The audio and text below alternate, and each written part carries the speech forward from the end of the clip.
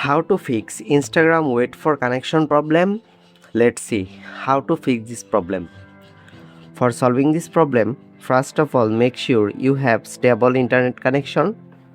Then go back, tap and hold Instagram, tap on I button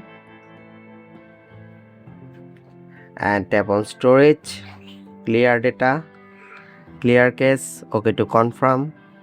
Go back to previous page and make sure your all permission is allow all permission one by one.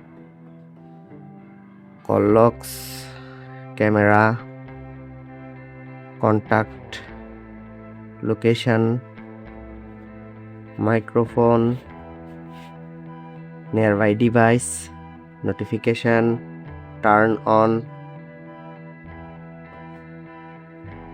phone permission, photos and videos, and go to Play Store and search here Instagram.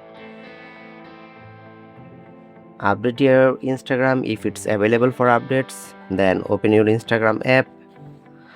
By doing this process, you can successfully solve your problem very easily. If you found this video helpful, please like and subscribe to my channel. Thank you everyone.